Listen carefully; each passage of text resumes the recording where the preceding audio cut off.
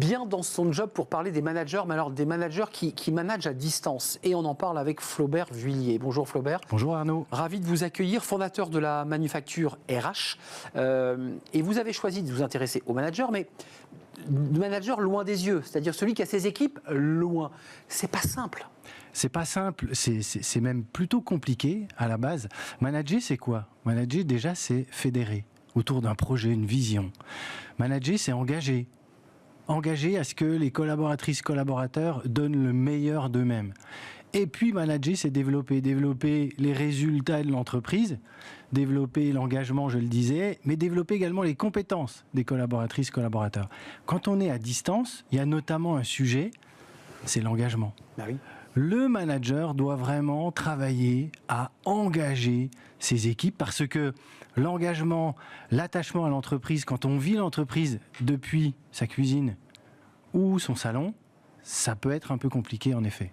Là, on reste du côté manager parce qu'il y a aussi évidemment les angoisses existentielles du salarié qui lui il se sent dérivé comme un ours polaire sur la banquise.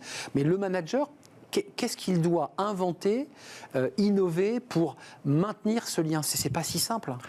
Non, c'est pas simple. Après, le manager... Alors déjà, le problème du télétravail, c'est que ça va amplifier certaines choses. Le mauvais manager en présentiel va devenir normalement un très mauvais manager en distanciel. Ouais, encore plus pressant. Alors, à la fois, parfois encore plus pressant, très dans le contrôle, parce qu'il confond télétravail et travail devant la télé, et il se dit, que fait mon collaborateur? Il sort le chien, il vide le lave-vaisselle, ou alors il bosse.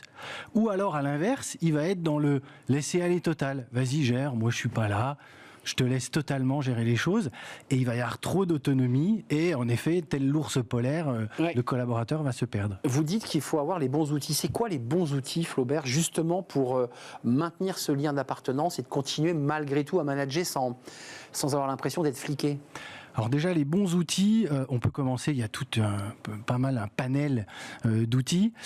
Déjà, définir une politique de communication. Alors c'est un bien grand mot, mais se dire, ok, on va utiliser le mail pour ça. Quand il y a des pièces jointes, certains outils.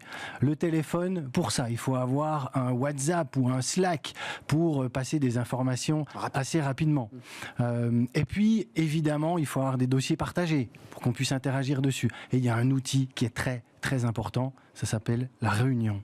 Comment je réunis mes équipes? Alors déjà que la réunion est un sujet en présentiel, où je pense que, j'ai pas de chiffre, mais à mon avis 50, 60, 70% des réunions sont mauvaises en présentiel. En distanciel, attention. Donc là, il faut maîtriser son outil de visioconférence. Il faut insister sur l'ordre du jour, le relevé de décision. Bien cadrer les choses. Bien cadrer les choses. On commence à l'heure, on finit à l'heure. Juste une chose, tiens. Définissons 1 ou 2 objectifs. On se réunit, quand on va sortir, on aura dû définir quoi? Qu'est-ce qu'on aura solutionné? Et vous le dites bien, hein, pensez à bien reformuler la fin de la réunion. On est bien d'accord sur ces 2 points, parce que c'est des enjeux qu'on oublie souvent. On oublie très souvent. Donc, à distance, allez chercher celui ou celle qui a un peu moins l'habitude que les autres de prendre la parole.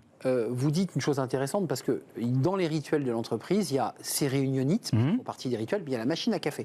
Sauf que patatras, là, on ne peut pas se prendre un café, puisque la personne est elle-même devant sa machine à café. Comment on fait? Alors, la machine à café, c'est pour moi un endroit très important, un endroit stratégique. D'ailleurs, c'est pas pour rien que les bons délégués syndicaux traînent souvent à la machine à café ou aiment bien avoir leur bureau juste à côté. Laisse traîner l'oreille. Il s'y dit plein de choses. Moi, j'ai vu des boîtes où il y avait le directeur général qui mettait son bureau devant la machine à café. Mais c'est pas pour rien. C'est pas donc, il s'y dit beaucoup de choses. On trouve beaucoup de solutions. On pointe des problèmes. Donc, quand on est à distance, il faut recréer cet esprit machine à café. Et comment on fait pour recréer de l'informel quand on n'a pas de lieu pour justement on le peut faire? très bien créer un café virtuel. Tiens, le matin, à telle heure, vient qui veut, on se fait un café virtuel à distance.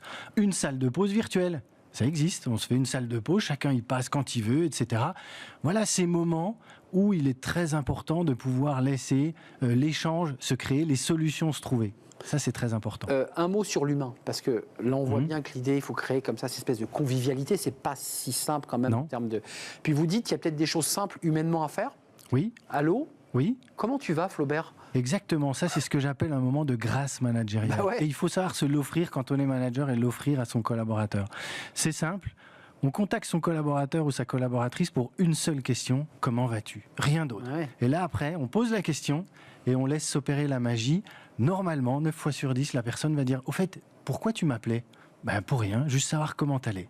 Là, ça s'appelle Socrate, on est d'accord, hein, c'est la maïentique. C'est juste une petite question simple et qui normalement déverrouille des choses. Et exactement, cette maïeutique qui fait qu'on va tirer les choses, on va accoucher peut-être d'autres choses, mais en tous les cas, on va créer une vraie relation. Et ça, c'est très important. Qui plus est quand on est à distance pour créer l'engagement dont je parlais tout à l'heure. Et puis, on l'évoquait, ce collaborateur dérivant sur la banquise, il a l'impression quand même qu'un fil vient le ramener doucement vers le continent quand même par cette question. Exactement. Il est relié à un humain. L'homme est un animal social, mais quand il est loin de la meute, attention, il peut avoir tendance à avoir du mal à y revenir. C'est à travers ces questions-là, à travers des réunions constructives, à travers des one-to-one où on va creuser les choses, où on parle aussi également de lui, de sa vie, d'homme avec un grand H, qu'on va créer ce fil et qu'on va le ramener à l'entreprise et qu'on va l'engager dans le projet commun. Rien de plus important que l'humain lorsque justement il n'y a plus d'humain. Comme il y a plus d'humains, il faut en remettre. Exactement, et la différence pour moi, y compris à cette époque d'IA, et je crois beaucoup à l'IA, mais la différence, c'est l'humain, ça j'en suis convaincu. Passionnant. Merci Flaubert Vullier de nous avoir rendu visite, Arnaud. fondateur de la manufacture RH. Merci de nous avoir fait un détour par les studios de Smart Job.